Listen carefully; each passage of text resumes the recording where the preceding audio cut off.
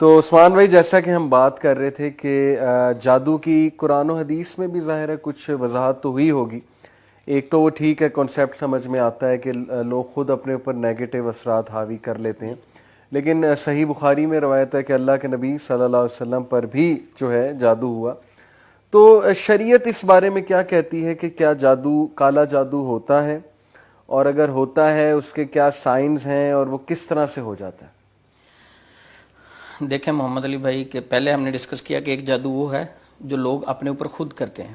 اچھا، بہت سارے لوگ ایسے نہیں ہیں، ماشاءاللہ نمازی بھی ہیں، اذکار بھی کرتے ہیں، اچھے لوگ ہیں، ان پر بھی جادو ہو جاتا ہے. جی، کیونکہ یہ جادو ایک آزمائش ہے. ٹھیک ہے. سورۃ البقرہ آیت نمبر 102. جی، اس کو اگر مطالعہ کریں تو سمجھ لگتی ہے کہ جادو ایک آزمائش ہے.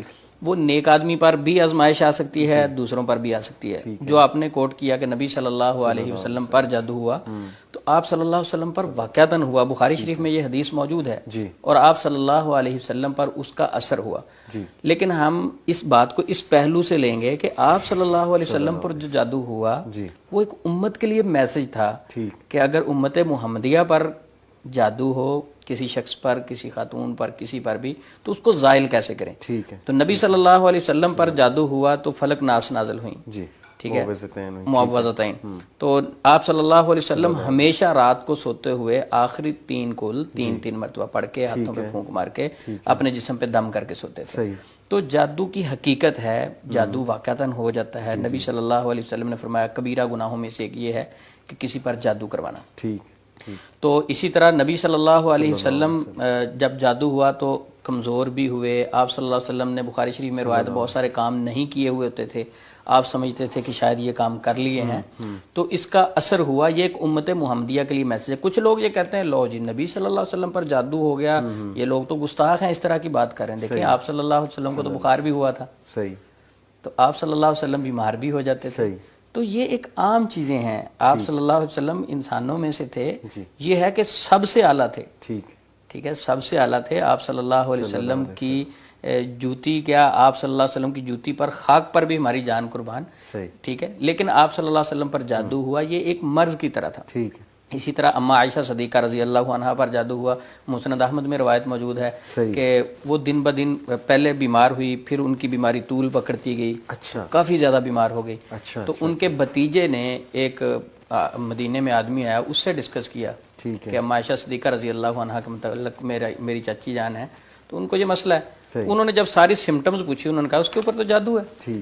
تو جب وہ اس کو ڈیپتھ سے دیکھا گیا تو اما عائشہ صدیقہ رضی اللہ تعالی عنہا پر جو جادو کیا تھا وہ آپ کی ایک لونڈی تھی، اس نے کیا تھا. تو وہ مدبرہ لونڈی تھی، تو اس کو آگے پھر انہوں نے بیچ دیا کہ اس کو اس مالک کے پاس بیچو جو سخت طبیعت کا ہو. تو جادو کی حقیقت ہمیں ملتی ہے.